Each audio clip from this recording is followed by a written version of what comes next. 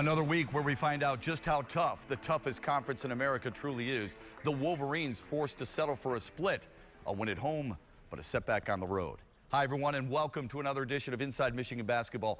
I'm Matt Shepard. The first go-round between Michigan and Northwestern ended in a Wolverine 28-point blowout in Evanston. They followed that up with a 22-point knockout of the Wildcats on Wednesday night. But the marquee matchup, not just in the Big Ten, but in the entire college basketball nation, was the top-ranked Wolverines going down to Bloomington, Indiana, to take on the third-ranked Hoosiers. Indiana was just too much. Indiana started red hot. They hit their first 6 shots of the night and all 4 early threes. Pulls in transition, feeds Watford a spot up 3. Yep. The Hoosiers built a 15-point lead before Michigan started chipping away behind Trey Burke and Tim Hardaway. Slashes his way inside. Now a fadeaway. Got it. Tim Hardaway back-to-back hoops. 20-11. Punches his way into Sheehy. Now he'll take a 3 and bury it from downtown. Burke had 14 in the first half. Hardaway had a half dozen, but the Wolverines trailed by 4 at the break. Michigan battled back in the second half behind Mitch McGary's hustle and his strength inside. Farrell in a hurry. Had it knocked away. Picked up by McGary. Up ahead for LeVert. He'll take it at Sheehy. Scoop with the left hand and he'll crawl in. Great advance pass by Mitch McGary. But every time U of M pulled closer, it seemed like Cody Zeller and IU had an answer with putback dunks. Now Oladipo drives. Reverse layup, no. Zeller with another putback jam. Zeller would finish with a team-high 19. Trey Burke led everybody with 25. But the Wolverines fall for just the second time this season and fall into a second-place tie in the Big Ten. They executed their game plan. They came out hot, and it was just tough to get back on our roll. The way we came out was, and the way they came out, they weren't missing shots early on, and we got to tip our hat to them. I think that's the key of the game. Our Alrose Steel Iron Man of the Week, Mitch McGary. Heck of an effort by you, keeping the ball alive a lot of times and hustling after it, but you guys just couldn't overcome that early start, could you? They hit us in the face first off. First 5 minutes, they were like 6 for 6. I mean, we were playing good defense, and then we weren't really executing our offense. So I think that was big key, just coming back from that deficit. I mean, we fought back, and we just couldn't get over the hump. Well, it's a battle between 1 against 3, and I don't think it disappointed even though you lost. It was a heck of a basketball game. Matt, is a great basketball game, and you just can't win them all. We battled. We didn't play our best game. Credit Indiana for that. We missed some good shots. We took some bad shots. We sometimes lost a little bit of poison in a game like this. It could be, just a couple possessions where you'd like to have back, and that's a big difference in the game. I'm sure they would too, but we really did a good job. We forced a lot of turnovers. Right? Played defense pretty well. They're great at getting people to foul line, or getting people in foul trouble. They did that today. Maybe a little solace, but this is a team that punched back, down early. They hit their first 6 shots, but you ended up tying it and getting within 4 after they were up by double digits in the second half, too. Yeah, there was no quitting us, and I think we were very much closer than people think to getting this game. But we still, whether you lose it like this, where you lose it on a half-court shot, whatever you lose it on, it's a loss. And frankly, sometimes that's what you need to really improve. So our team, we'll learn from this. I can't wait to watch the video. I can't wait to coach these guys because they will get better from this. And we're better than we were today. Just got to learn. You thought one of the keys was transition defense. Did they win that battle? Yeah, well, yeah, but it's really hard, Matt. I'm just telling you, if you take a bad shot or the ball goes in and out and they're flying up the floor, there's a reason why they're scoring 80. There's a reason why we score in the 80s, because transition offense, stopping people at full speed is so much different. And so you got to make shots, or you got to take really good shots to get your defenses set. We didn't probably do that well enough today, but they're good, Matt. They're good. Final thought, Jordan Morgan was out because of the ankle for the most part. Nick Stauskas was a little bit under the weather with the flu.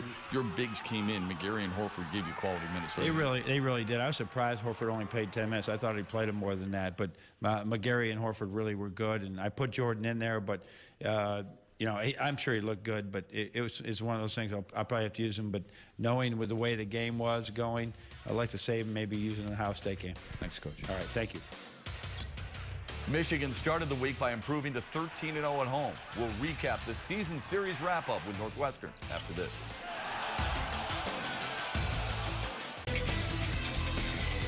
Inside Michigan Basketball is brought to you in part by the University of Michigan Health System. Visit us at uofmhealth.org. And by Absol Pure Water, Michigan's favorite spring water and official bottled water of the Michigan Wolverines. Go to absolpure.com. The first half at Chrysler Center was all Michigan. They hit 10 of their first 12 shots, ended up shooting 61% for the half, thanks to their sharpshooters, Trey Burke, who had 10. Burke on the right wing. Jab step, drives on Sobolewski, floater in the lane, nothing but net. And he assisted on 6 more to push him over 300 in his U of M career. One of those helpers, a perfect alley-oop to Glenn Robinson on the break. Alley-oop for Robinson, down it goes! Doesn't get a whole lot better than that, baby. Timeout, Bill Carmody. Nick Stauskas was sizzling as well, nailing all 3 of his triples in the first half. To Stauskas, open for 3. Give me that! Wolverines led it by 15 at the break, 36-21. Northwestern got the message at the half, scoring 10 points in the first 4 minutes. That included 6 points from freshman center Alex Ola, and the Wildcats pulled to within 9. But Michigan pushed right back behind their leader, Trey Burke. Now down the middle of the lane, off the high glass and down. He's able to change directions And so change quickly. speeds. And the 1-2 combo up front of Mitch McGary and John Horford, who played his best game of the year, dropping in a season-best 10 points and collecting a season-tying high 7 rebounds. Inside, Horford readjusts, crawls over the front of the rim, and he's fouled. Michigan pulls away to win it by 22 and become the first team in the country with 20 wins. This last year and a half, a lot of injuries, but, it feels great to, contribute to the team. And, it's a lot of fun playing with these guys. These are great guys. All that thinking you have to do for that game pays off tenfold. No scouting report will ever be harder, will it? Never. You're like, what you're going through is what our football team goes through every week. Defensive coordinator, offensive coordinator with their team. You're sitting back there like you're Denard Robinson looking at all the reads that you have to do. But you did it, you didn't back down. That shows you something special. So 20-1, the first team to 20 wins, but you had to battle Northwestern, a really scrappy and a tough ball club to prepare for. I did notice the first thing you talked about, though, was you had your starters stand up and give your reserves a standing ovation. Why is that? They really had to work hard. This hybrid of Princeton offense that Bill Carmody runs at Northwestern is like something I've never seen. And if you guard it in traditional basketball ways, they'll score 100 points on you. And you have to change how you think. So both our offense and our defense have to change drastically in order to guard them. And we really did a great job. But you don't get good reps in practice, Matt. It doesn't work. You can't learn all the things. So between Esso and Corey and Josh and Blake and Matt Vogrich, they did a wonderful job. That's why I wanted to thank them. John Horford did a wonderful job in his second career start, 10.7 rebounds, both season highs. Just talk about his contributions. John really has worked so hard, and he's been snake bitten with injuries. So today was a great opportunity for him to just go out there. He does a great job. He's learning every day about how to play defensively in the ball screen, playing without fouling. We only had 1 foul in the whole first half, and then just being able to finish around the hoop with just easy plays. Now he's only a sophomore for us, which is really encouraging. And our next goal is to get him to also be able to just shoot. He can shoot. He can really shoot.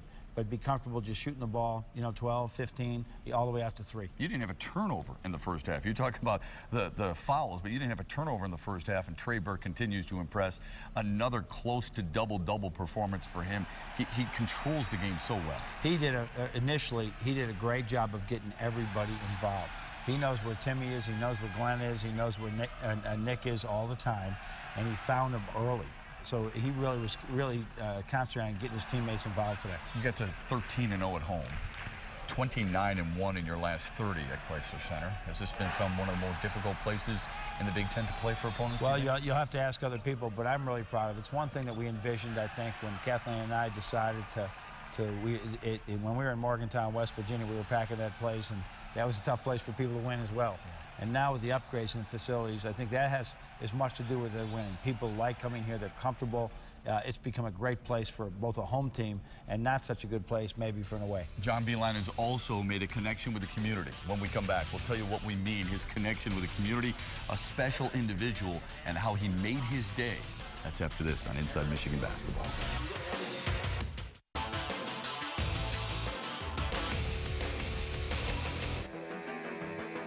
Last year, John Beilein, and through his efforts as the head basketball coach here, raised a lot of money for one of your favorite charities, the St. Louis Center. You're at it again this year. How can people help? Well, they can help. It's called the Infinity Challenge, and on ESPN, if you go to that website, you'll find it. You go to the St. Louis Center is what I do when I vote every day. I just click on their website, and they have my picture up there, how to vote for me. Last year was a little hard to vote. This is very easy. You just have to register one time, and you can vote every day.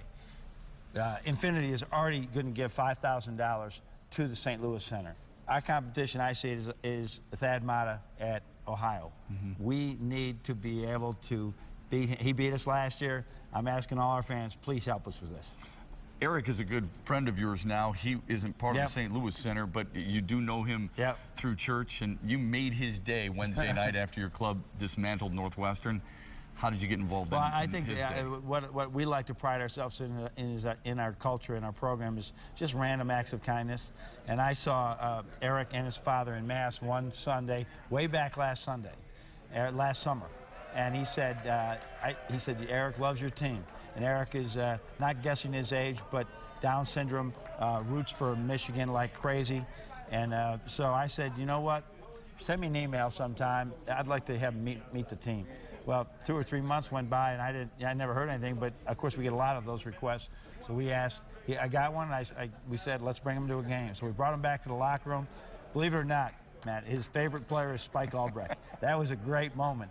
And Spike was he was slightly smaller than Spike, which was really a funny moment, but what a great thing. And he helped us sing the fight song, and hopefully he enjoyed it. I know his mom and dad did. It was really cool. We enjoyed it for sure. I don't know who was more thrilled, Eric or Spike Albrecht, for being named Eric's favorite player.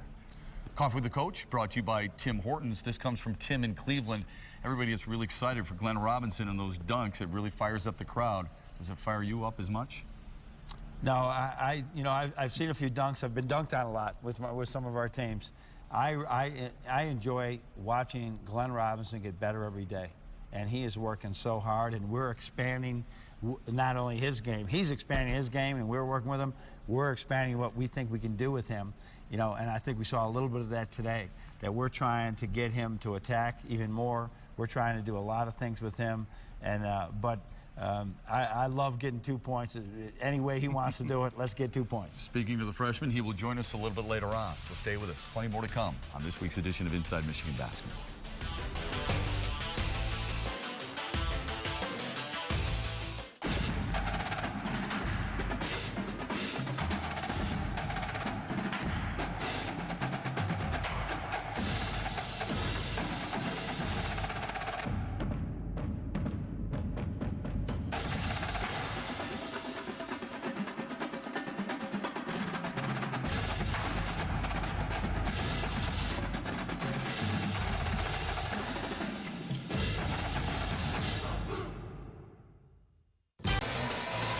Welcome back to Inside Michigan Basketball. I'm Sarah Van Meter. Michigan with a single game this week on the road against Minnesota. Both teams shot the lights out in the first half, with the Wolverines taking an early lead. Kate Thompson scored 12 first-half points for Michigan. Minnesota used a pair of impressive runs to take a 4-point lead at the break. Michigan shot 62% and Minnesota 57% in the first half. The Wolverines' hot hand cooled in the final 20 minutes, while Minnesota shot at nearly 60% from the field and from the arch. Rachel Banham scored 32 points for the Gophers, who ended their 4-game losing streak 82-67. Kate Thompson finished with 18 points, Rachel Sheffer added 17, and freshman Madison Rostovsky scored a career-high 10 points for the Wolverines, who've lost 2 in a row and 3 of their last 4 games. Senior Nia Jordan has had a solid senior season and leads the team in rebounding.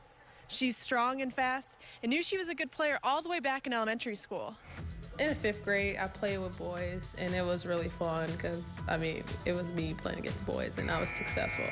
Her gym teacher and brothers coached her up, and she improved rapidly. She also became aware of another talent in a tragic way. In the 9th grade, actually, I lost my dad, and I was just going through so much. And one day I felt like I wanted to draw, and it just started coming out, and I was amazed at how good I was. And my art teacher, she pushed me to do more artwork because she saw potential. Nia is about to graduate from the School of Art and Design. You can do anything and be an artist. It's just about communicating what's on your mind to a broader audience and like being able to connect with people everywhere across the world. Nia knows how difficult it will be to make a living as an artist immediately following graduation, and she's been preparing a plan. I want to be a movie director, just staging people and setting up scenes that would, you know, speak to the world. Art isn't just like drawing or painting, it's just, it's what you are, it's like what you do. And if you're good at it, then you're an artist, to me at least.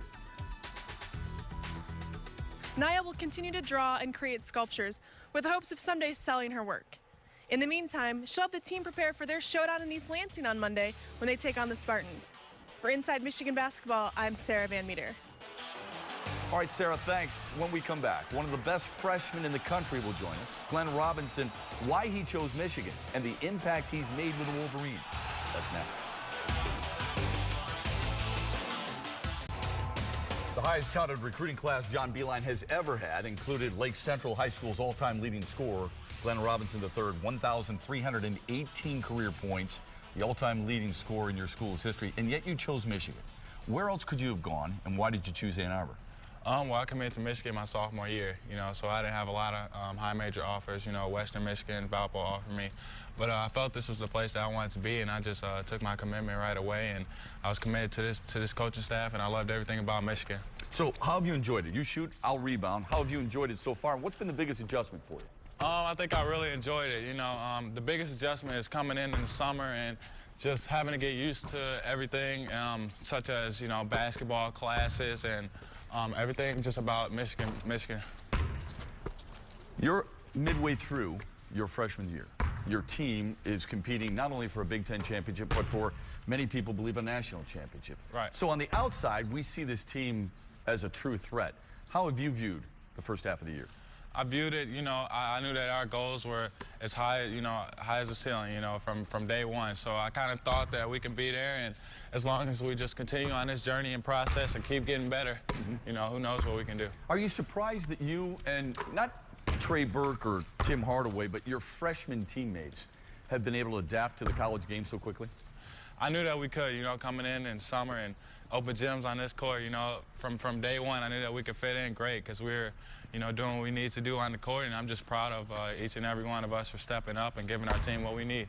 So you've had a chance to play Purdue, you've had a chance to play Indiana. As an Indiana kid, do you get a little bit more revved up for teams like that, or is the passion still there no matter whether you play Wisconsin, MSU, or a team from that state? You know what? I get hyped for every game, especially with the teammates that I have and the coaching staff that we have. I think it's no option to get hyped for every game, but Indiana and Purdue does mean a lot coming from the state of Indiana, and I have a lot of friends and family who go there and support me, but it's always going to be a rival for me in the state of Indiana.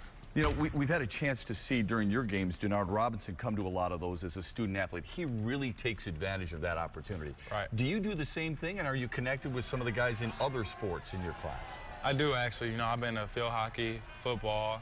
I try to go out to every sport, catch all the freshmen out there. So we like to get out and show support for the teams because we always see them in the stands at our game. Have you truly enjoyed your experience, or has it been a lot of work as a basketball player? Because sometimes student athletes don't get the opportunity to really enjoy college as a whole. Right. I've gotten the opportunity to enjoy college, so it's a lot of hard work, a lot of long nights, but that's something that we got to do and grind out, and I think that we do a good job of that. Well, there's no question that everybody who follows Michigan basketball has enjoyed Glenn Robinson III and his freshman season, averaging over 12 points, 6 rebounds, shooting close to 60%, and they don't even run that many plays for him. Next week on Inside Michigan Basketball, we'll see how he does and his teammates against Wisconsin and against the Ohio State Buckeyes in the season series wrap-up. Plus, we'll look back on how the women did against Michigan State. Until then, have a great day, everybody, and go Blue.